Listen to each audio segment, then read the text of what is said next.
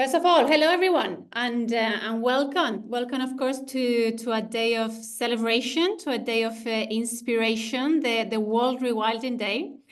I'm Carolina Soto from Rewilding Europe, and in this beautiful sunny day here in the Netherlands, I am so thankful for all of you that are joining us here today. So over 90 people now and counting. And this is a fantastic day. Today we are gathering here to celebrate something that is truly powerful, which is our united efforts to restore nature and to bring wildlife back across Europe. Under the theme Rewilding Together, we are here as a community of passionate people, each of us contributing to a brighter, to a wilder future. So I will say that let's take this moment to recognize, to celebrate our achievements in a current world where political challenges and crises can feel very overwhelming. What we are doing really matters, and think that every restored habitat, every wolf that is coming back, every messy river that is running free, every thriving ecosystem is a testament of our resilience and of our dedication. So today is about inspiration, it's about collaboration, and it's also about hope. No matter the global political landscape, our works continues, and together we're making real and tangible progress. So let's celebrate, let's share, and let's continue to rewild together. So now a little bit of operations and how we're going to interact today in this event. We are going to follow a little bit of a structured format for this webinar. So each presentation, it will be 10 minutes and it will be followed by 5 minutes from questions from all of you participating in this webinar. So speakers, I will introduce you all in a second. Please stick to your time. You have 10 minutes, and I will give you 2-minute warning, so you know at that moment that it will be time to wrap up your presentations. And now for interactions today, what we're gonna do. So we have two tools that our fantastic team of Rewilding Europe has prepared. So we have what we call the chat, and probably here below you will see also a tab that is called a Q&A box. So you can use the chat for general comments and reactions, but if you want to pose a question to a particular speaker, you will have to do it through the Q&A box. And this is important, so please use this Q&A box, because we will only focus on this box during the 5 minutes I will have dedicated to questions after each presentation. Now here, my colleague Julia, you can say hi to everyone. Julia is also from Rewilding Europe, and she will be helping highlighting questions if needed. So let me introduce you to our speakers. Now to kick off this exciting event, we have a truly incredible lineup of speakers ready to share their knowledge, their experience, and vision for a wilder future. So let me introduce you all, and please join me to welcome Barbara Marques from Portugal, Fabien Quetier from France, Valerio Reale from Italy, and Colinda Vergeer from the Netherlands. So welcome, all of you. How are you today? All doing good? Celebrating the World Rewilding Day, I hope. Hi, everyone. Hi. Hello, Valerio. Hello, everybody. So thanks so much for joining us today on this celebration.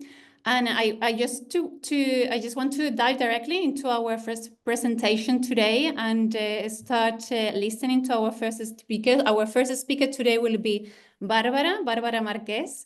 So Barbara is a passionate nature advocate. She's a member of our European Young Rewilders network in Portugal. She has been dedicated to rewilding for nearly 2 years. And her love for nature was solidified during a tandem bike journey from Portugal all the way to Norway and back with her father. And she's armed with a master's in sustainable development, and currently she's doing her PhD in human ecology. So Barbara's research explores how rewilding can bridge this widening gap between people and nature. And today she's going to give us some insights into how she's approaching this challenge. So Barbara, welcome again. Please, the room is yours. Thank you so much, and thank you for that introduction. I will cut it off from my presentation so that I can stick to the 10 minutes, hopefully. I will just quickly share my screen because I have a little presentation. Okay. Can you see it if it's like this? Okay, perfect. Yes, perfect. So to kick off my presentation, like Carolina said, I'm part of the European Young Rewilders in Portugal for nearly 2 years now. I am starting my PhD now in human ecology, and I am a producer in a media company that focuses on topics like impact and climate change and social justice. So I'm very into protecting our planet and protecting ourselves as well. And so I would like to start my presentation with 2 very simple questions that if you want, you can answer them on the chat. If not, you can just think about them. But the first question is, when was the last time you walked barefoot on grass, sand, or soil? And how often do you stop to listen to birds, feel the wind, or notice the scent of trees? So if you live close to a natural space, maybe you do this on a daily basis almost. But if, like me, unfortunately, you live in a city, maybe these things are hard to put into practice on a daily basis. Because obviously it's good to have everything close by, but sometimes living in an urban world, we start to disconnect from nature. And there's a theory, a bit of an old theory, from 1984 that is the biophilia hypothesis, that says or that proposes that natures are innately connected to nature. And with this natural connection, we feel better mentally and physically. And obviously, if we are more connected to nature, we are more willing to protect it. However, we have evolved to live in more urban landscapes. And so there's the opposite. There's the biophobia hypothesis that suggests that we are actually starting to feel, not everyone, obviously, but we are starting to feel more aversion to nature and more fear to elements like wild animals and dense forests, and these spaces are spaces where we used to evolve. And so even though we, like I said, we evolved in natural environments, this gap between us and natural spaces has been increasing. In the modern world, we are spending more time on screens and more time with technology. And obviously technology is good. If it wasn't for technology, we wouldn't be here today in this webinar. However, it has obviously some negative consequences. So we feel more stressed, for example, more anxious, and we start to have more sedentary lifestyles. And obviously, if we are more disconnected and if we are always in urban spaces, we feel less aware about nature and less willing to protect it, let's say. Obviously, we also lose a bit of our traditional knowledge that our ancestors used to have, like identifying plants and, for example, foraging mushrooms or other natural edible things. And the biophobia hypothesis starts to make more sense. We feel more uncomfortable and more fearful in wild spaces instead of feeling more relaxed and more comfortable as we should. And also, if we think about it, many indigenous cultures, they are still very connected to nature because there's no such thing as nature versus us. We are part of nature and nature is kind of part of us as well. Everything is connected. So this is a very westernized concept, let's say. And so by making this this disconnection from nature to ourselves, we start to lose these practices to know how to read the skies and read the rivers and understand how to read nature, if that makes sense. And so I really believe that rewilding can be a tool in changing this. And I really believe that rewilding is more than just bringing the wolves back, let's say. It's about reconnecting ourselves to nature as well. And I took this little text from the Rewilding Europe website, if I'm not wrong, that says that rewilding is also about the way we think. It's about understanding that we are just one species among many bound together in an intricate web of life that connects us with the atmosphere, the weather, the tides, the soil, fresh water, the oceans, and every other living creature on the planet. So I feel like this quote, let's say, really represents what rewilding is more than just making wilder landscapes. It's about also bringing us back to those landscapes without the fear of them. And so in practical terms, how can rewilding be a tool in this human nature disconnection? Rewilding obviously is a tool to restore natural ecosystems, and that's going to make these ecosystems more resilient and more self-sustained. And that plays a huge role in in mitigating climate change, which is something we are fighting at the moment. Also, like I said, being part of nature or being more connected to nature is something that is also crucial in us being less stressed and more and less anxious as well. And like I said as well, if we are more connected to nature and if we spend more time in wilder landscapes, we also feel more willing to protect it. Because if we don't know about something, if we don't experience something, we have no reason to want it to be protected. So rewilding, I really believe, is a big key in bringing this connection back. So how can we, in practical steps, make rewilding a tool in connecting us back to nature? We can rewild our daily routine, and this can go from spending more time outdoors every day, even in a city park, for example, or if we have the time and the possibilities to spend time in nature reserves, for example, and also trying to make our home a wilder place. Obviously, that is not always possible, especially if you live in a city. But even if you have a small balcony, you can plant some flowers with pollinator-friendly plants. Or if you have a small garden, you can plant native species, for example, and stop or reducing pesticides use.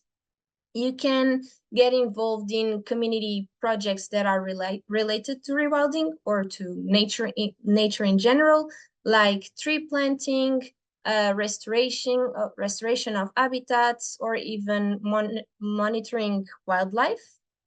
You can obviously seek out wild landscapes like rewilding sites and nature reserves, or any natural areas where you really can experience nature at its wildest state, let's say.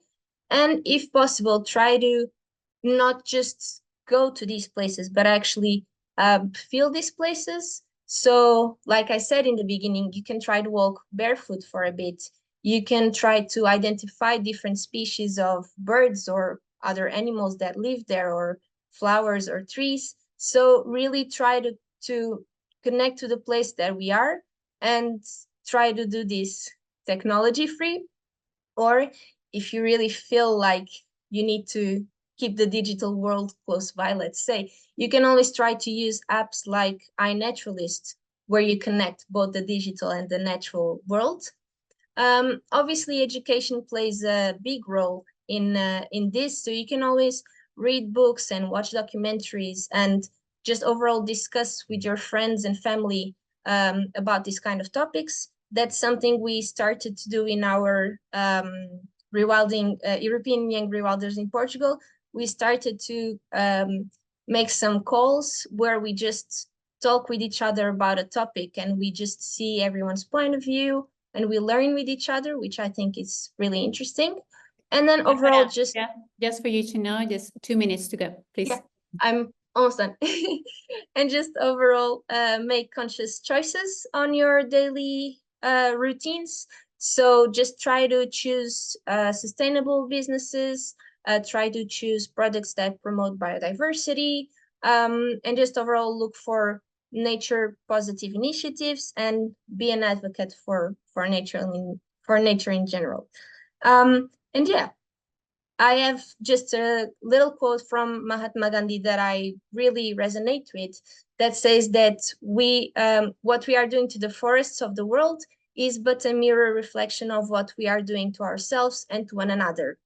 So I feel like we really need to understand that whatever we do to the planet is gonna backfire on us, let's say. So we need to understand that everything really is connected, and that we are not just living here and then we leave. We are part of it. So whatever we do is going to have consequences on us. So we should protect the planet as much as we can.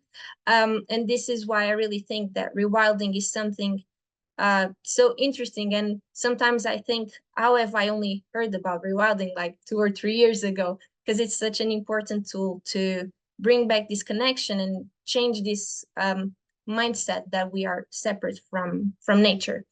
So yeah, I just left my email there if you have any questions, or if you want to discuss more about this topic, since there's only 5 minutes now.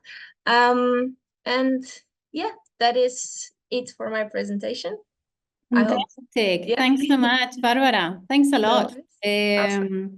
I think we should definitely go and walk barefoot more in the grass. Yes, I think so too. Probably everybody after this webinar, we should all go to the closest garden to do a little bit of reconnection with nature. But thanks so much for your talk, really inspiring and really, really powerful.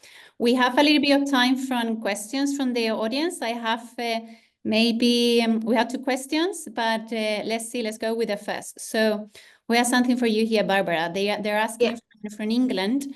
How do we connect to people who never even think to go out in nature? How do we tell new people that there is nature close to wherever we all live? What would be your piece of advice to these people that would engage? That is a good question, actually. I feel like it always depends on the person in question, but we can always try to connect nature to something that that person likes. So for example, if it's a very technological person, let's say, like I said before, I feel like iNaturalist is a really cool app. So you can just ask the person if she would like to go to a city garden and identify some of the species there, for example. Or if it's someone that likes to read, you can just say, okay, let's do a reading date on a garden, and you just sit under a tree and read.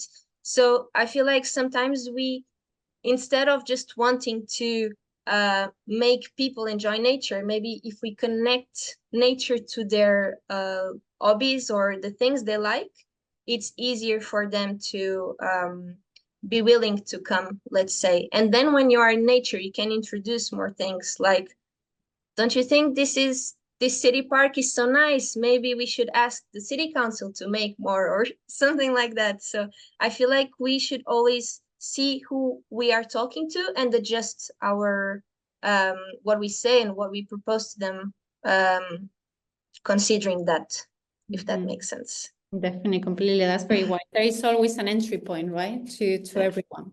So we just need to find it. I think we have time for another question. They are also asking here, how do you use, you have give us a little bit of a hint already there, but they're asking, how do you use media to create opportunities for people who might not otherwise have access to experiences in nature? What do you think? Okay.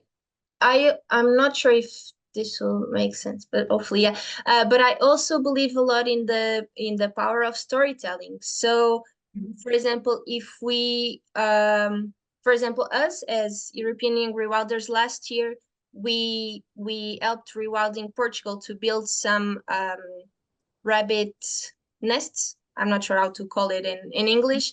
And we made a little video on Instagram of what we did and how it went and everything. And we straight away, we had new people wanting to join European Young Rewilders Portugal, for example. So I feel like if we use storytelling, maybe people on their daily basis cannot go to rewilding reserves, for example, but they will be more aware of what is happening, and they can create petitions at home, or they can even help those organizations somehow, even without going to nature itself.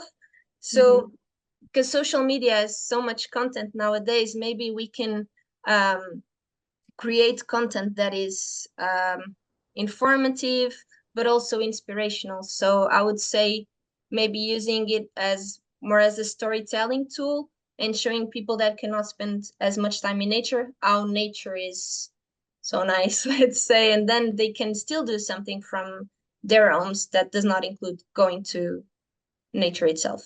I think. Thanks a lot, Barbara. Thank you. I think we will come back to you at the end of all the presentations in our panel discussion. So we will keep on digging a little bit into all this reconnection, right, between nature and people. But let's go now to our second speaker today, who is Fabien Quetier. So my colleague Fabien, he is head of Rewilding Landscapes here at Rewilding Europe. And well, Fabien is a rewilding expert with over 10 years of experience in biodiversity conservation, in ecological restoration, nature-based solutions, over 40 countries. So he is specializing in wildlife comeback and human-wildlife coexistence. He supports rewilding teams to help people and nature thrive together. And this includes from restoring species like European bison, scavengers and predators to empowering communities to adapt and benefit. Fabien brings with his exceptional French humor very practical insights on how to foster coexistence between people and wildlife. So Fabien, thanks so much again as well for joining us today, and please, the room is yours. Okay, thank you, Carina. Thank you, everyone. I don't know how much I am an expert, but I certainly have not walked barefoot in the grass recently enough, unlike the animal that's just behind me. And hopefully I will be able to share my screen to give you some illustrated insights on the work that I'm doing, that we are doing with colleagues and partners across the rewilding landscapes, where we try to ensure that wildlife can come back and that people are able to thrive in that context. So I have a few slides to illustrate this. In terms of the big picture, I really want to highlight that beyond, let's say, the doom and gloom that we can often hear in the media and that maybe depresses us, today is a good day to celebrate the big picture of some significant success stories for wild nature in Europe. And in particular, if you look back a few decades, there really has been a very spectacular comeback of some important species across the continent. This is a bit of an illustrative schematic here. You can find a lot more detailed information in a report which Rewilding Europe commissioned in 2022, which gives some data, and it's also beautifully illustrated, which is always nice. But so this is the context in which Rewilding Europe's work on wildlife comeback sits. There are more of these species coming back to more places. We hear a lot of, let's say, negative messages around that. And of course, one of the species that is triggering a lot of this is the gray wolf. But in fact, it's not the only species that raises issues and coexistence challenges. One of the species that we work with is the European bison. It's not a carnivore. It doesn't chase after the little red robin, but it's still a species that you have to contend with. So a herbivore. People need to learn to live with these species. And not all herbivores are big when they raise coexistence challenges. And beavers have made a spectacular comeback across Europe, in part thanks to reintroductions. And they, of course, bring very many benefits in terms of the way river systems function, but they can also be cumbersome neighbors. And so we also need to find ways for beavers to thrive, as well as the people living in the river valleys. And it's also not only on land and in the freshwater realm. For you, some of you may recognize here a seal on a beach. There are also marine wildlife species for which we need to consider how to handle the success story of very many much bigger seal populations on the northwestern coast of Europe. So this is a context in which a lot of our work happens. I must say that it's also not just this sort of spectacular, charismatic wildlife. And then if you look at across the continent, possibly one of the best or most spectacular increases in wildlife abundance is actually concerns species that some people may find today somewhat common and uninteresting, like deer or wild boar. But you have to remember that a few decades ago, these were also rare and hard to see. And so they have made also a strong comeback. And today they are a common occurrence in many European landscapes, not all of them, of course. And people are de facto living with them and needing to adjust their behavior, whether it's when you drive at night on rural roads or when you need to protect your vegetable garden from the wild boar coming in at night. So there is a lot of diversity of species that are making a comeback. This is all to be celebrated in terms of the recovery of natural processes, of the role that these species play in our ecosystems.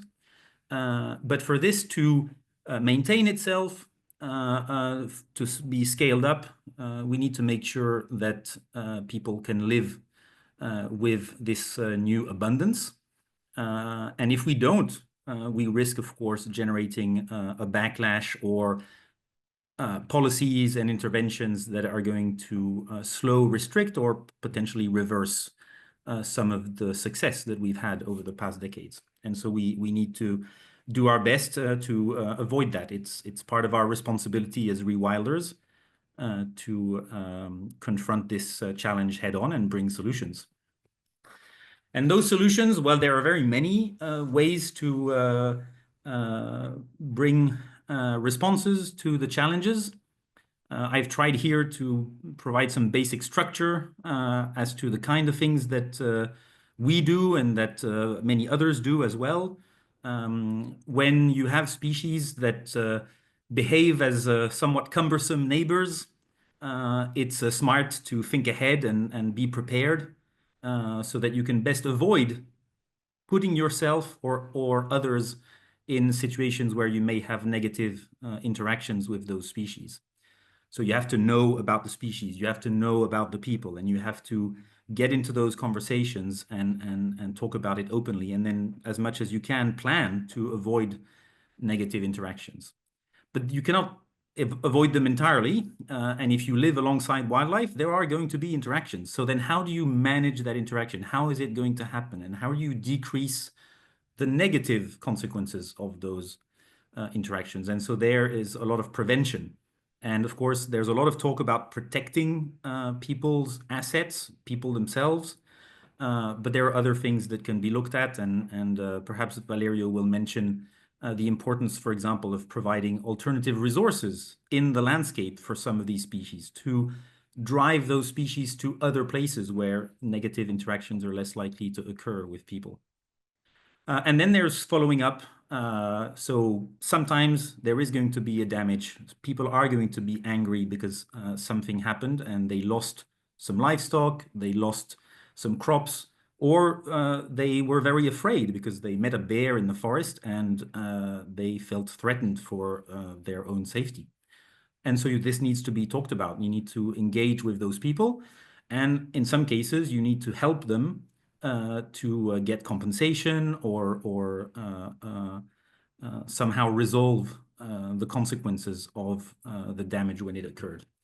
One of the basic... A minute, Fabien, just yeah. for you to know. Sorry? That's it?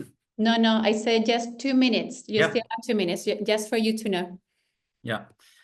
So you need to be present to follow through on all of these steps in addressing the challenge of coexistence. And this can only be done if you have a trustful relationship with the people that actually live with the wildlife. And Barbara told us that many of us are quite disconnected from wild nature, but some people are very connected with wild nature, and those are the ones that we need to support if we are serious about wildlife comeback. That means we need to have boots on the ground. And so we're very proud at Rewilding Europe that the teams in the different landscapes actually have rangers and staff that live in those landscapes and engage with local people. And this is really critical. It's also important to embrace the diversity of voices and people that are living in these communities. It's never a farmer alone with the wolf and the government agency. It's a farmer with his family, with his neighbors, with other people that he interacts with. He often has multiple other relationships, commitments inside a community. And looking at this bigger picture at the local level is really critical to avoid getting stuck in purely either technical conversations at the local level around the characteristics of the best fence, or getting stuck in purely political discussions in Brussels or a national capital with a serious disconnect from the social and ecological reality on the ground. And so this is why a big focus of our work is on community engagement and working with communities to empower them to resolve these challenges of coexistence at the local level, independently, or rather without being too dependent on decisions taken elsewhere. So it's about resolving things as much as you can locally, finding strength in your local relationships. So we call this wildlife smart communities, and it goes beyond, let's say, the technical fixes of coexistence to really empower local people to take this on and find the right way forward themselves. And of course, we support them in doing that. And I want to conclude by saying that I've insisted a lot on resolving potential conflicts and damages, but that a big part of our work, which is embedded in the wildlife smart community concept, is to actually find ways for wildlife to be beneficial and to find ways for new revenue sources, livelihoods, jobs to emerge in a context where there is more abundant wildlife. And Valerio will speak more to that. Thank you. Thanks a lot, Fabien. Really insightful and very, very important tips that you have provided us with. Boots on the ground are important, and also building trust with people and understanding on the conflicts that they are confronted with. So thanks so much. We have some minutes, maybe 3 minutes for one quick question. And I have here one for you from our Q&A box. They're asking us how do you empower or engage with residents with local expertise and indigenous peoples to guide rewilding projects when possible? How would you tackle this? Well, I think the point that you underline, Carolina, is really key here. Boots on the ground. So if your team is based in the landscape, spends time in the landscape doing practical things where by necessity you will be crossing paths or meeting with people. You might even be working on their land or on neighboring land. So you engage and you meet, and that's where those conversations happen. And then you need to structure a way to get the feedback from them. And so it can be relatively informal, of course, but if you have identified that you need to address a particular challenge, then you can start actually organizing meetings and workshops, focus groups to structure the way you get that feedback. But it starts by just being there and listening. Definitely, yeah. Well, thanks so much, Fabien. We have another question, but I think it's actually quite related to what we're going to be discussing in the panel at the end of the session. So we will dig into all these challenges more later. So let's go out now with our third speaker today, who is also a colleague, in this case from the Rewilding Apennines team in Italy, Valerio Reale. So Valerio brings an enterprise perspective to human-wildlife coexistence, and he's gonna highlight a little bit more.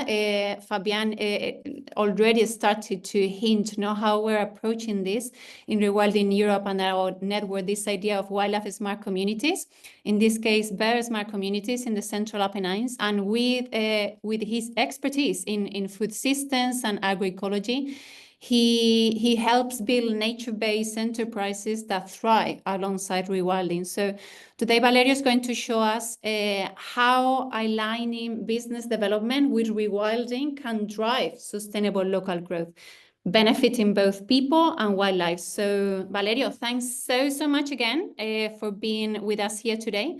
And please, all yours. Thank you, Carolina. Thank you for the invitation, and again, welcome to everyone. I see in the chat a lot of people I know, and I want to say hi to Hannah from Rewilding Sicily in particular. Ciao, Anna. So again, I'm calling from Pettorano sul Gizio in Abruzzo in central Italy, that, as Carolina mentioned, is one of the municipality that has joined this program called Bear Smart Community. That is an approach that comes from British Columbia that we are trying to replicate here in the Apennines. And today I'm going to tell you a story because I was asked to share my experience in working with local businesses. And so I wanted to tell you a story about wild cider and wild bears. And there are two reasons for that. The first one is that I joined the team of Rewilding Apennines 5 years ago now. Although it feels like a lot more, to be honest, because I saw this picture on Instagram one day posted by Rewilding Apennines where the team was organizing an activity with local communities to prune some apple trees in the forest to increase food sources for the Marsican brown bear population. And I saw this post and I remember going like, what is this? As Carolina mentioned, I have a background in food and hospitality.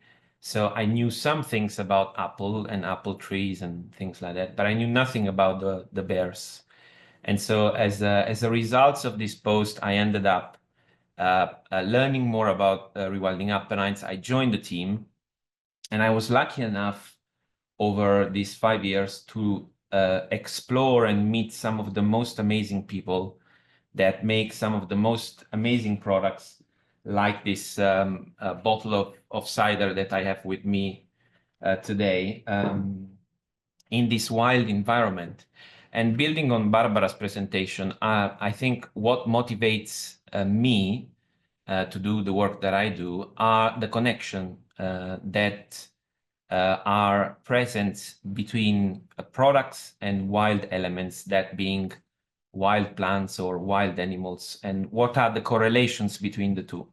So this is something that we're trying to study and explore in the Apennines, especially regarding those products, and cider is one of them, but in general, everything that is fermented, because if you study fermentation, you can understand that in order to produce what you do, there are natural processes at the heart of the process that can contribute to your product. And so this is the story about Marco De Matteis, that is a young chap that is located in another important area for us, in another corridor area. Corridors for us are these big portions of land that connects one protected area to another one, and that are used by wild bears to migrate.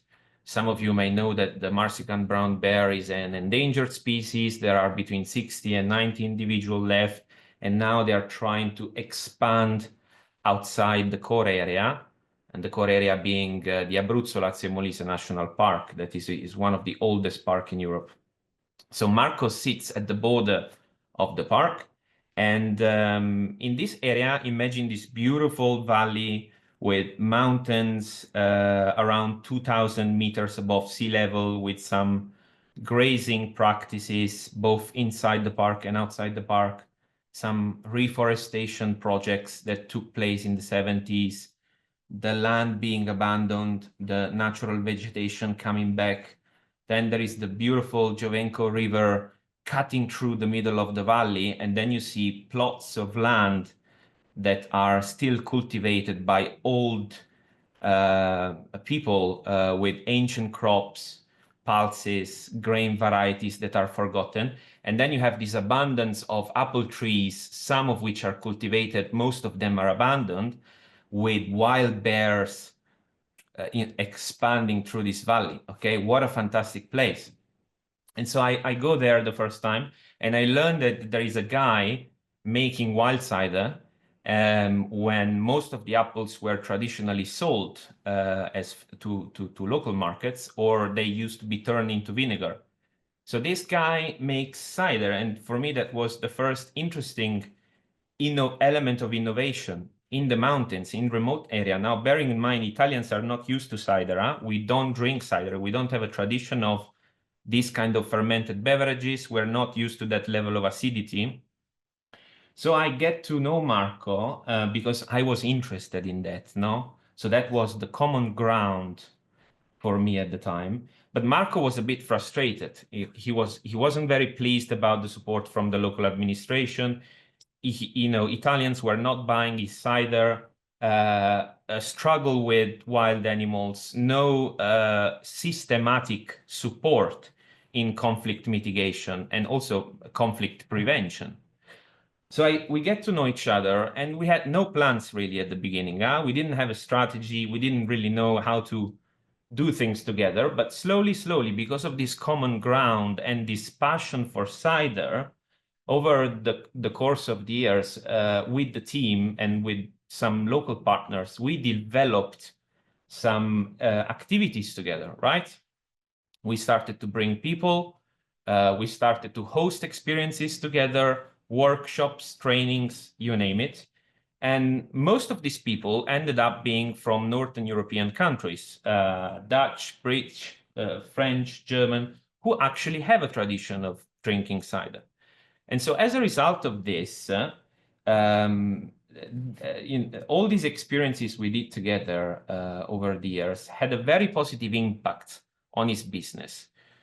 First of all, because they brought an income, and he realized that his cider was actually good. There were people that were genuinely liking the cider. And so there is an element of the economic impact of the activities that we did together, which was also something that we were able to monitor and measure. But then there was another element that is perhaps not always easy to measure, that is the level of confidence that all these activities brought into Marco.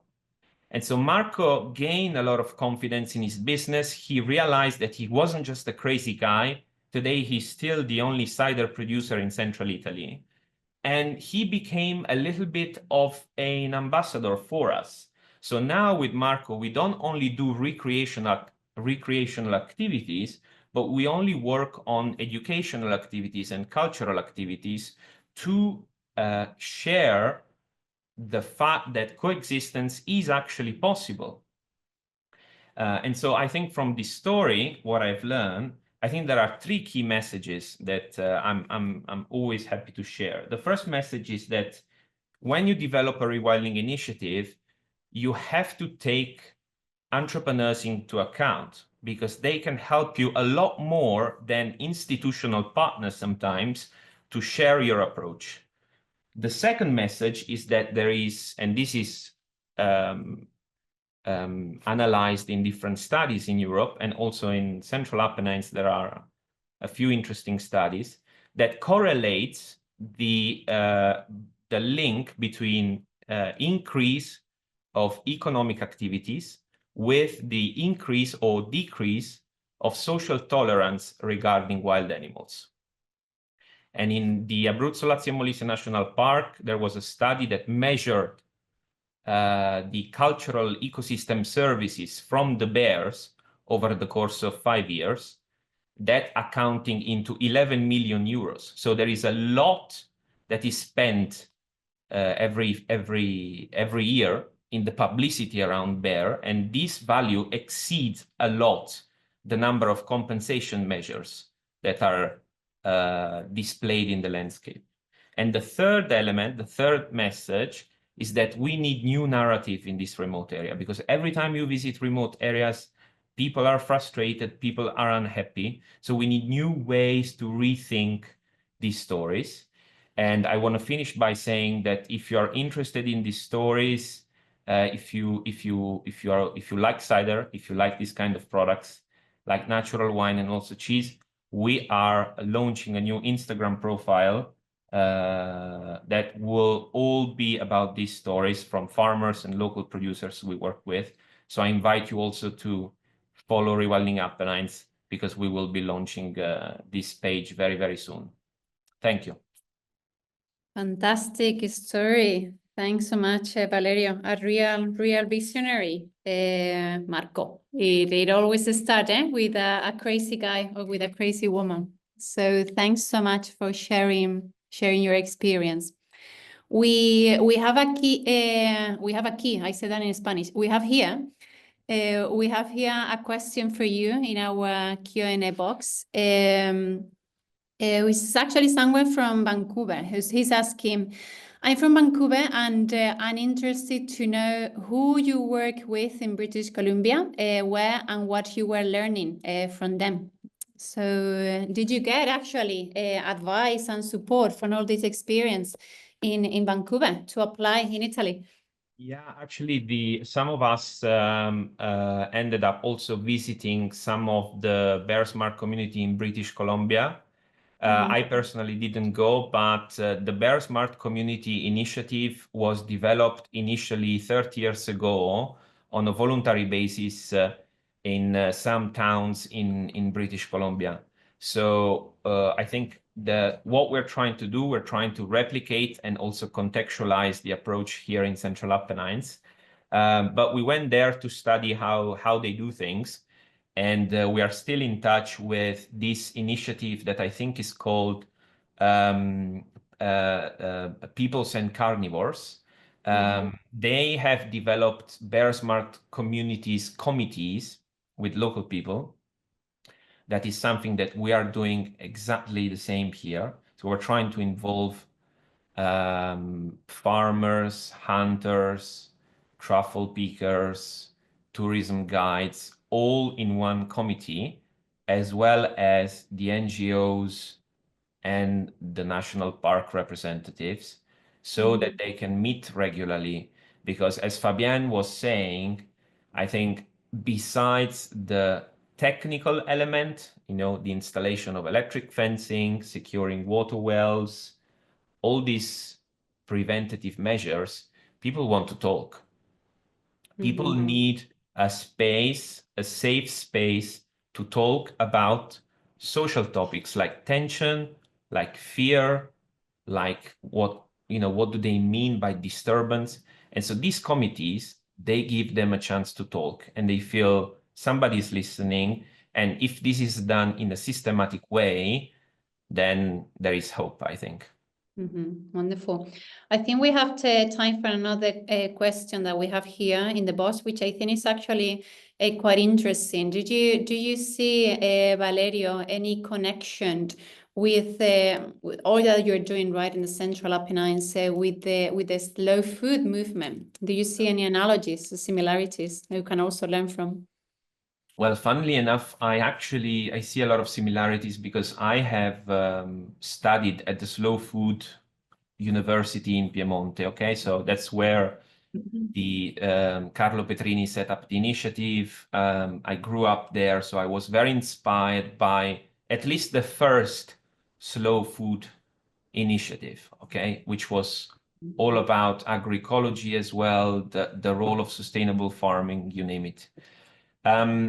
In my experience, these are two words that two communities with brilliant skills, but they do not necessarily speak to each other very often. And so the conservation community, the agroecology community, the hunting community, they are all separate. So I think we should there are common grounds. I think, the committees, in a way, they bring all these sets of knowledge and skills together, but definitely there are common grounds. And we see this also from the example of Marco. Marco has an extensive farm. We're talking about a production of cider of maybe 2,000, 3,000 bottles of cider per year. He has another job, of course, right? But we're talking about small farming, and small is good, as Carlo Petrini used to say. So I do see a lot of analogies, to be honest. Yeah, wonderful. Well, thanks so much, Valerio. We will keep on talking and discussing about this in the panel discussion in a second. But let's listen now to our fourth speaker. Last but not least, Colinda Vergeer. So Colinda, she is the project leader at the Staatsbosbeheer in the Maashorst. Great Dutch from me there. Probably you can repeat it, Colinda. But she's an expert in ecosystem restoration and transforming farmlands into thriving nature. And at the Maashorst in Netherlands, which is a part actually of our European Rewilding network, she restores natural processes through hydrology, forest ecology, natural grazing with exmoor ponies, European bison, tauros. So today, Colinda is bridging practice and policy. So she's going to offer us invaluable insights into how to foster coexistence between people and wild nature. So Colinda, thanks so much for joining us today, and please go ahead. The floor is yours. Thank you so much, Carolina. Nice to meet you, everybody, and thank you for this invitation. I think Julia is gonna share my presentation in a minute. Yeah, I think there it comes. Let me see if I can also click. Yeah, there it is. Yeah, so I'm a project leader and I work for the Maashorst, and what I believe is the way you grow on a rewilding scale depends more on people than on wildlife management. And I believe that people management is your strategy, and your success rate is the number of species that will visit your area. I only have 10 minutes, so I will not dive into all the ecosystem or ecological aspects, but I will share a little bit more about the human aspects. And the next one, maybe Lucy, you have to continue with the slides. So please go to the next. Yeah, there it is. Oh, yeah, there it is. So the first aspect is cooperation. And I give this presentation also on behalf of our partners. There are at least 3 municipalities that we started to connect the nature areas and our grounds together as one big wilderness area. Next slide, please. And that's also one of one of our first aims to create one complete wilderness area of 3,500 hectares where nature can take its course. And we focus on water system recovery and forest recovery. We have integral grazing, and the aim is 2050, then we would like to have an ecosystem that is very well restored. Next slide, please. And although I will not dive into too many details, next, yes, thank you, is this is a picture of one of our volunteers, a very specialized volunteer, and he took this picture in 1988. And Maashorst is also sometimes referred to as Maashorst, which in Dutch means mais, means cornfields. So in the past, this was a lot of agricultural land. Next slide, please. And in 2017, the same area looks like this. Next one, please. This is another area, so another perspective, also made in 1988. Next, please. And this is 2017. So you can see what a change we made in the area. Next slide, please. So despite some extreme dry years that we had in 2019, 20, and 21, and ammonia emissions, so sorry for that, we did find that biodiversity increased. We stopped with wood production. We have a core area of more than 1,300 hectares. Wooden species doubled, and plant and fauna diversity increased. And one of the species that benefited was red-backed shrike. Next slide, please. And these are some other species that benefited, like raven and eagle owl, and so on. Next slide, please. And another human aspect that's quite major in the Maashorst is recreation. And we just have conducted a research, and they found more than that in general, there is more than on average 5.7 million visits a year.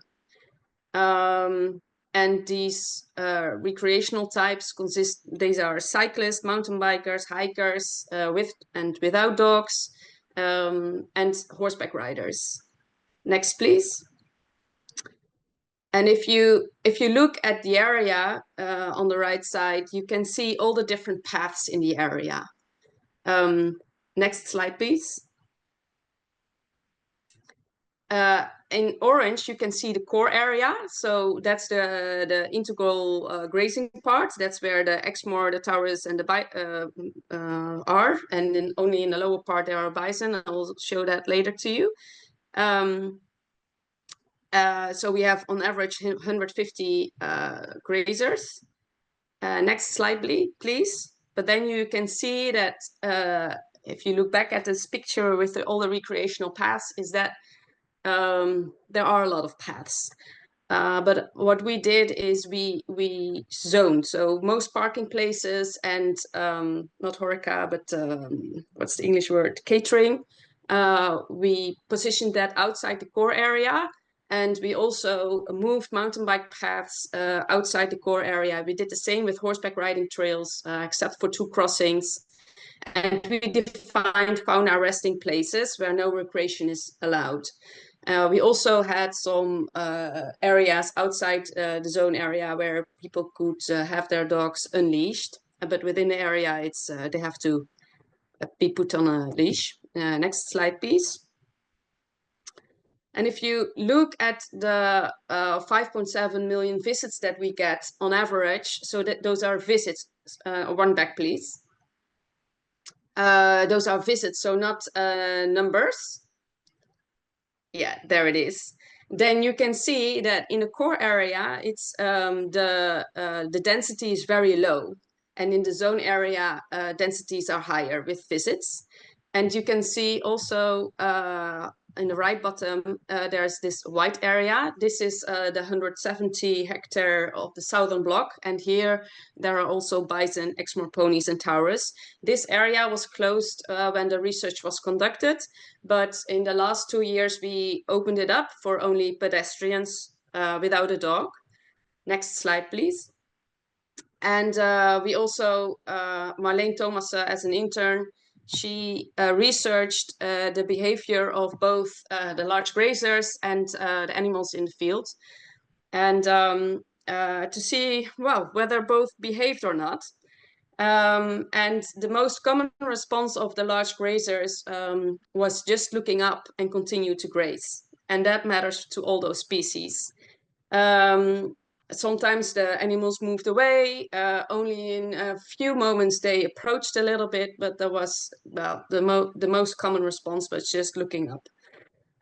She did found that when people, so there was one path across the area, and it was meant that people needed to stay and to stick on this path. And what she noticed was if people approached the animals less than 50 meters, then she found that the grazers looked more often up, but that's it. She also looked at the behavior of the public. Like I said, we wanted them to stay on the path, and in most times they actually did. Of course, there are some exceptions. And we only opened it up for hikers, but we did find some runners and even bikers in the area. But well, everything went well. Next slide, please.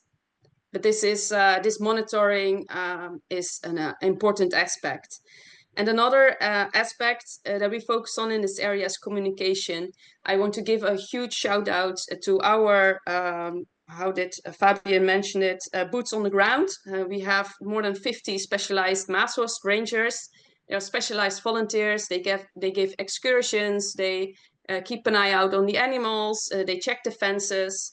And some are also have a very high ecological background and help us in different ways. We also have produced 3 animation movies, one explaining about what is this process nature, what is this rewilding, how do you explain that to a general public. We also have a movie about the large grazers and why it is important to keep your distance and not to cross the herd. We explain that by the perspective of the animals, so that people really start to understand why it is important to keep your distance, for example. And we have another movie about, well, that a dog really needs to be leashed because he's very excited and it's very enthusiastic about the ground birds. But you have to look that up for yourself if you want to take it. But it's in Dutch. But we also produce an annual brochure, the Maashorst Special. This is produced towards 100,000 households in 3 different villages, and people, and also the entrepreneurial aspect and recreational aspect. And people tell themselves about what their bond, what their connection is with the Maashorst. Together with all those ground owners, we developed one corporate identity for the public, which is quite special because every organization has their own corporate identity. But for this area, we created one general one. And like I said before, we cooperate very well from bottom up to top down. So on a strategic level and also from the field. Next, please. You have 1 minute, Colinda. Okay. Perfect. Well, I want to wrap up with a take-home message, and I want to give you one more example. But all those paths in this area and all those grazers, why does this work so far? We select on public-friendly animals. So when animals are becoming curious and they have repetitive behavior that it's not what we want them to do, then they go out and they are removed to other areas. We create social herds with different ages and genders, and what we see is that this it stabilizes the herd, so they keep their focus on the herds itself more than on other recreational users, even on other recreational horses, for example. The focus is on the herds itself. Keep an open landscape so that animals and people can see each other. Keep dogs on a short leash or leave them out of the area. define fauna resting places, have your volunteers ready, yeah, and create lots of public excursions, yeah, increase that admiration, you know. And most of all, take your time, because nature, it needs to grow. People need to get used to the animals, and the animals need to get used to the people.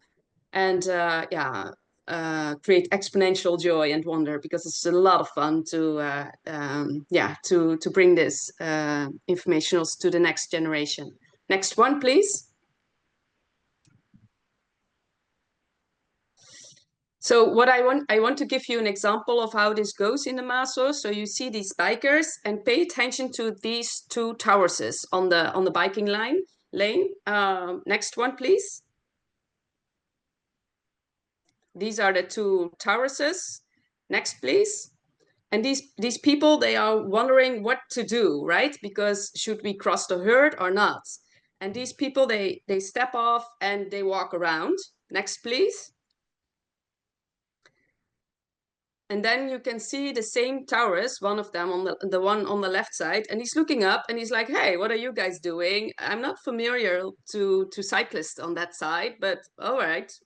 And he continues to graze. Next one, please. And this is another picture, and this guy is just waving at us. It's the same biking lane, but it's from the other, from across. And this is a group of, I don't know, 20 people, kids from scouting, or maybe even more. And they have biked along this towers, and it just didn't move. It's still lying there. Next, please. So these animals have become used to the public. And the next steps in our area is to complete this area as an integral grazing. You can see there's still a fence between the southern core where the bison are and the central block. And in the end, we would like to have all the animals in one area. We also need to enlarge the area with 130 hectares, so we're still working on that. And of course, we continue with the recovering of the water system and focus on deciduous trees. And we also continue to shift the recreation pressure to the zone area. So you just saw this picture with the asphalt paths, the biking lanes, and we will remove the asphalt path so that it becomes more natural as well. Next, please. I think that's it. Yes, I really want to thank all my colleagues, and because we're doing this really all together. So I hope I gave you some information, and yeah, thank you very much for all your attention. Thanks so much, Colinda. What a wonderful place. Actually, I have been there, guided by Colinda and the team, and I have said that I have to say that it's a fantastic place. We are going to dive a little bit more now into the panel discussions on the challenges, no, and how you're approaching it from your organization. And maybe very quickly, one question for you, and let's see if you can give us a very quick hint on how you are deciding this. So they're asking us, obviously, there need to be trade-off associated with the recreational use of these areas after rewilding. So how do you decide what is allowed and what is not allowed? How do you go about it? Well, that was actually quite a big discussion also with the municipalities, because the municipalities in the start of the project, they really wanted to aim for recreation, while we from the National State Forest, we wanted to put nature first. But by explaining, having discussions, showing them examples that, hey, if you put recreation first, then yeah, we cannot make these decisions, and it's also not good for safety. So they started to shift, and they actually, we decided all together that, okay, this is a nature area. We want to make this a wilderness area. So yes, recreation is welcome, but nature goes first. And recreation is the next step. So we had to explain that towards the public as well.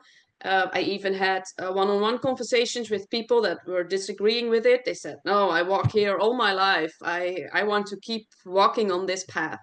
And then I had to explain, yes, I understand in the past, but we decided to make this a wilderness area, and because of biodiversity and so on. So you explain to people, and then, you know, it comes there. And yeah, and now a lot of people admire the area, and yeah, yeah, I think that's it. Thank you. Yeah, listening to people and open these safe spaces, no, to have these conversations. Exactly. So thanks so much, Colinda.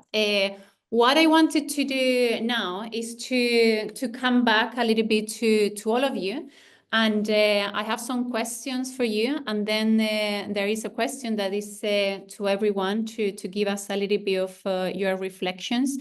But I wanted to start with Barbara, coming back to you, Barbara, a little bit.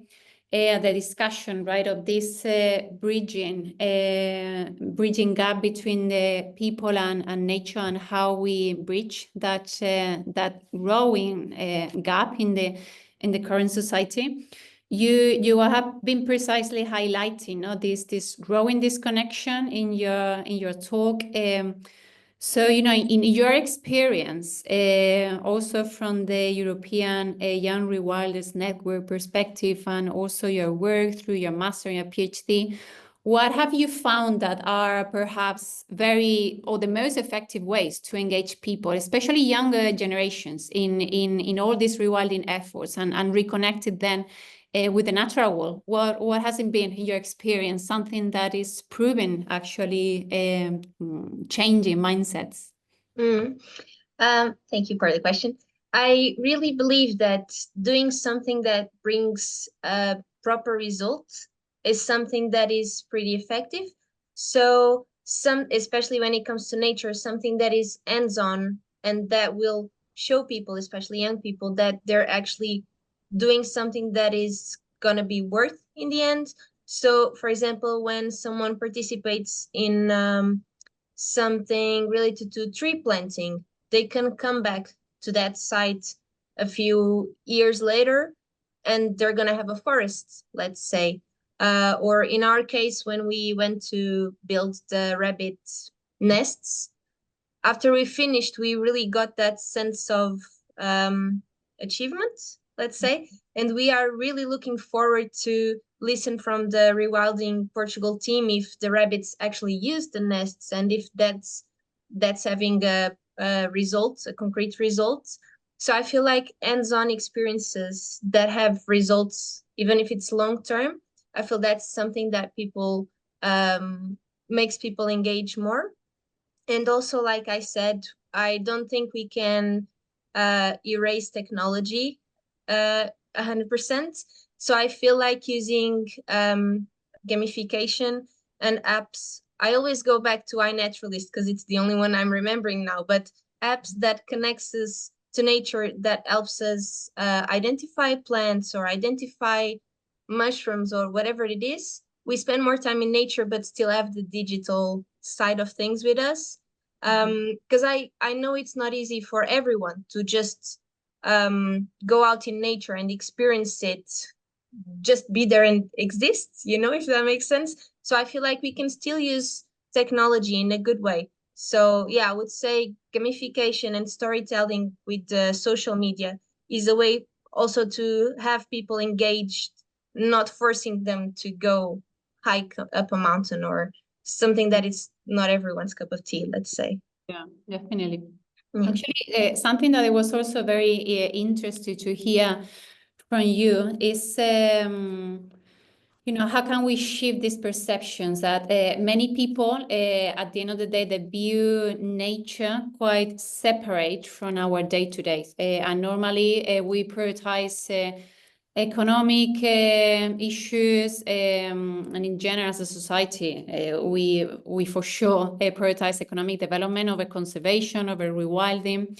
And we even see quite opposite, quite separate interests. So how you think we can shift these perceptions to recognize that human well-being at the end of the day is very intrinsically linked to a healthy nature environment?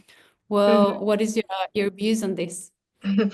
I think this is not easy, and it's something I am also trying to understand how we can shift this mindset.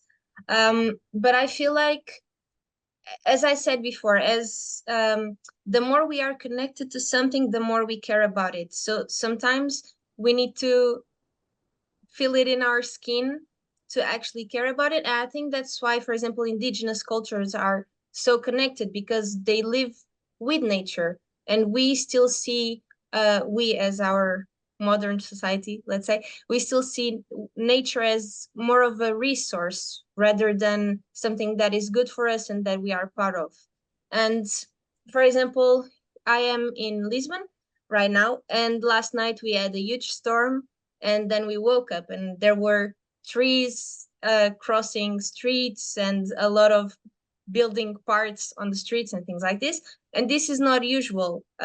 We used to have in Portugal the four seasons were well defined. So it's summer, and you know it's summer, and it's winter, you know it's winter. And now it's a bit of a mess. We had extreme drought, and now it has been raining for weeks, and we are not used to this. And obviously, it all relates to climate change. And obviously, climate change is directly connected to our actions, to human actions. So sometimes we need to see this relation that maybe what I'm doing is going to affect me, is going to full circle and affect me. But I still think that from what I see and what I read, I still think that a lot of people don't make this connection. So obviously I don't want a disaster to happen, and so people will learn with that disaster. But sometimes I feel like we need events like tonight's storm, for example, to learn that this connection is happening. And maybe if we do something, it will have a result, if that makes sense. Yeah, definitely. Thanks so much, Barbara. Moving also a little bit the conversation about more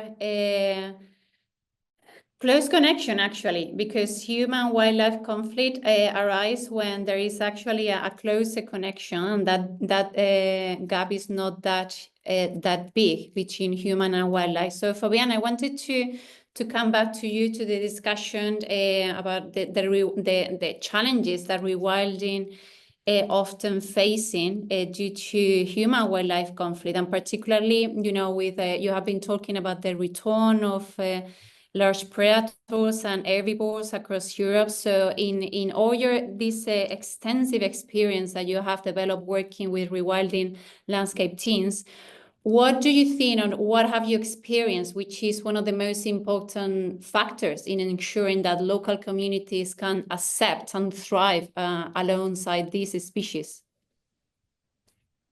Wow, that's a really easy question, Carolina. Thank you so much. I know you will like it.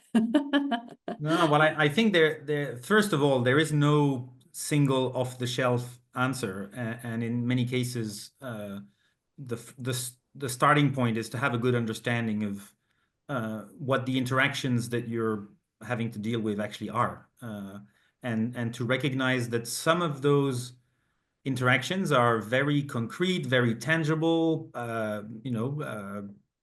Predators prey on livestock, bison trash apple trees, beavers can flood your land, whatever. So this is very tangible. A lot of it is much less tangible and has to do with people having preconceptions, if not misconceptions. They might have fears, and so they might themselves, live a little bit in a bit of a bubble in terms of their own understanding of what's happening.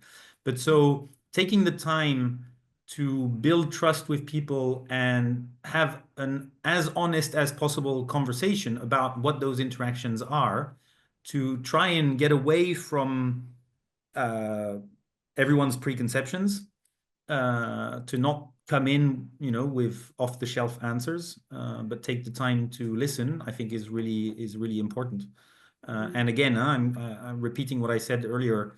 You cannot do this from your desktop.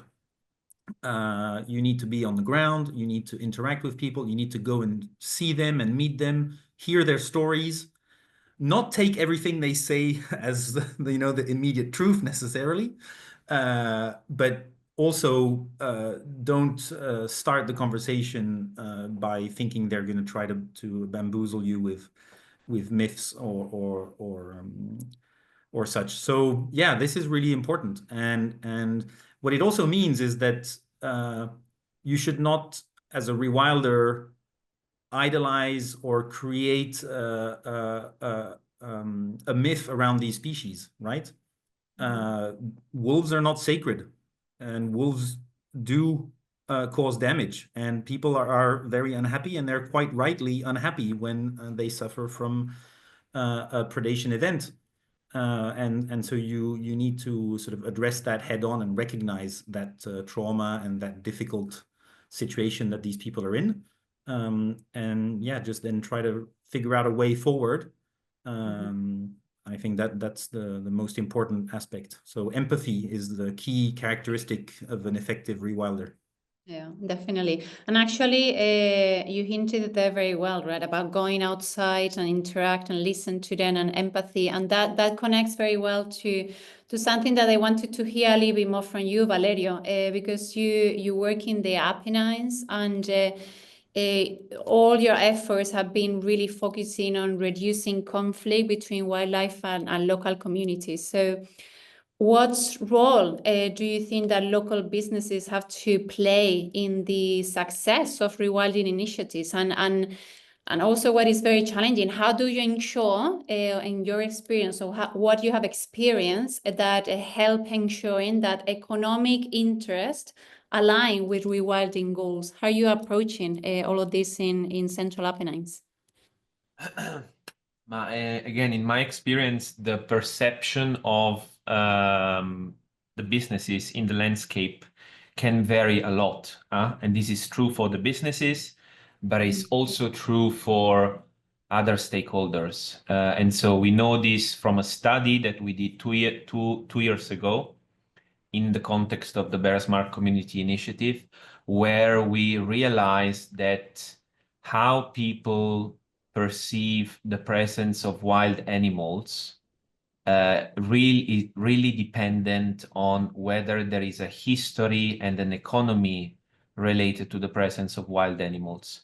And so if you take the example of the bears, if you interview local businesses inside the core area of the bear, there is a familiarity with the species. There is a sense of awareness that bears can be problematic, that there are challenges, and that there are solutions. And there are emotions that are more positive than negative, but even the negative emotions are clear. And so you know how to tackle them. If you move away from the core area, you see that the perception of emotions can vary a lot. And so you have misconceptions, you have doubts, you have fear. On the opposite side, you also have curiosity. You are fascinated by the return of the bear. And so in my experience, you have to adapt every time. But I genuinely believe that if you have a business, if you make a natural wine, if you make wild cider, if you make cheese, and if you do it in a certain way, you have an immense power to inspire people, because travelers and local communities are very distant from those people sometimes that have knowledge about wild animals and conservation. While they go to the bar, they go to the restaurants, they go to the cheese farm. And so if those people are aware, then they are a platform in a way, right? They can share the messages. So it's extremely important not only to discuss these challenges and opportunities in those places where in Europe we discuss these issues, but we have to go to the square, we have to go to the piazza, we have to go to the bar and talk about these issues in those places. So again, that's I think there should be a sense of conviviality around conflicts and coexistence. So this comes from my experience as a food person, right? You have to be driven by the sense of being together and trying to find common solutions. So that's my take on this. Wonderful. No, thanks so much. Actually, you have been, both Fabien and Valerio, telling us all the experience and all the lessons that we have learned how to manage all these challenges for human-wildlife coexistence through this holistic approach, no, to coexistence, which is the wildlife smart communities. And you have been telling us, Valerio, the fantastic history from Marco, and how successful actually the bird smart communities are being deployed across the Central Apennines. So I wanted to ask you both maybe a controversial question. Maybe I'm opening here a Pandora box, but I really wanted to get both your opinion about wolf smart communities. Is it is an utopian vision or is a non-avoidable reality because wolves are coming back across Europe? So what do you think? By when and where can we see this this initiative maybe piloting? Just to clarify, so you use the term wolf smart community, assuming that we know wolves are smart. It's the community, right, that needs to be made smart. That's what you mean. Yeah, well, I don't know. I'll just jump in and say that because being a wildlife smart community is about the people, right? It's the community that you need to empower and help live with wildlife. It can apply to any situation, any coexistence situation. So there is absolutely no reason why you could not do that for wolves. And you know, the underlying concepts and methods that we are applying for bears in Italy, for bison in Romania, etc. They're also being applied for, you know, lions in Botswana, leopards in Zambia, and these are animals that actually you know, prey on people. So it's very applicable as a mechanism, and so I would say that it's not only can it be done, but it should be done, and relatively urgently. Because indeed, if we let conflict situations fester because no one is taking care to empower people to coexist with wolves, then we're going to accelerate and strengthen the kind of backlash that we've seen over the past year and a bit more on the topic of wolves in Europe. Definitely. What about you, Valerio? Because you do have in the Central Apennines the Apennine wolf coming back across the landscape. So what is your experience and how the local communities about the conflict with wolves? Well, my experience with wolves is mostly related to a specific type of stakeholder that are the livestock farmers, right? So I think building also on the experience of bear smart communities in British Columbia, I think there are two aspects that you need to take into account: the technical aspects and the social aspect. So for the technical aspect, I think there are some measures and mechanisms that you need to have in place in order to secure coexistence. It cannot just be voluntary, okay? So at some point, you know, the municipality, that in Central Apennines, the land, most of the land is owned by the municipality. The municipality has a degree of responsibility in ensuring that prevention measures are in place. This is done on a voluntary basis today. So I think a first step towards coexistence with wolves, in the case of livestock farmer, would be to have a constant support from the municipality, and perhaps also regarding compensation schemes, because, you know, if you lose your assets, then somehow you need to be compensated. In the core area of the bears, in the National Park of Abruzzo, from the interviews we do, it's one of the places, if not the only places, where compensation schemes truly work. The compensation schemes that we have in Abruzzo, and perhaps also in other parts in Europe, are very complex from a bureaucratic point of view, are very old. There is no collection of data done on a systematic way. So I think that's the technical dimension. And then the social dimension for me, again, is that element of that we are discovering very, very fast in those bear smart communities that are more advanced. Because once you secure the territory and you have prevention measures in place that work, okay, so your territory is safe, let's say, people still have fear. So there are still some tensions that can arise from doubts and misconceptions.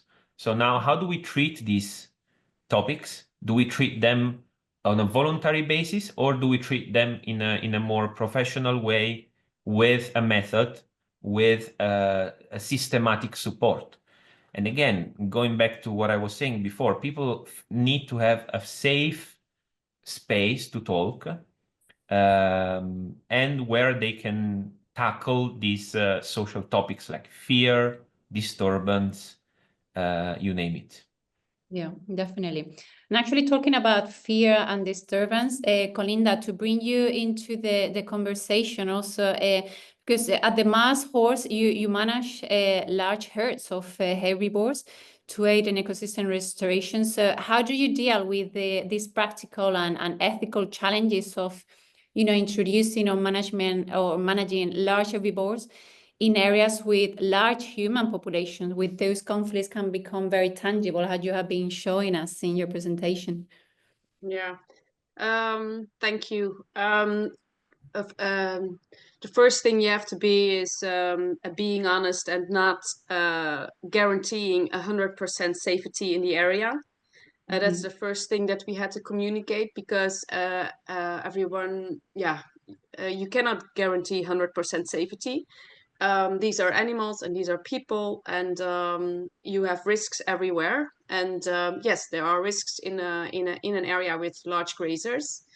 But like I mentioned in my presentation, is there are learn from the situations that have happened with large grazers in the past in different nature areas. And those key, I think I mentioned in my presentation some practicalities, that you have to keep an open landscape with animals and people, so that they can see each other. So we learned a lot from situations, and explaining people why you have to keep your distance. So learn from the situations where you have not been successful, and change that. And basically also we start with selecting on public friendly animals. So the tauruses, for example, they can even get a yellow card if they are too curious. And with 2 yellow cards, they go out. So we keep the risks to a minimum level, as low as possible, and we also address the feeling of people if they are fearful. We have had a monitoring research 5 years ago, that we addressed that people had a fearful feeling, and that we had to deal with that. And how do you deal with that? And then the zoning of the recreation is also key, is also a practical way to deal with it. So keep public herds, social herds, not public herds, but social herds, so that animals stick to each other. That helps very much. We have 0 incidents with recreational horses, for example, because the horses in our area with the stallions, they just focus on themselves. So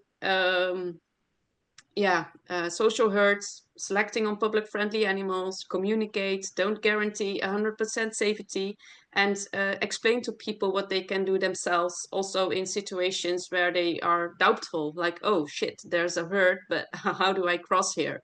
Explain to them the possibilities, and if people are fearful, talk to them privately and invite them in the field and explain to them the behavior of the animals, because a lot comes from understanding and not from willingness and disunderstanding. And if you that is something that you can work on.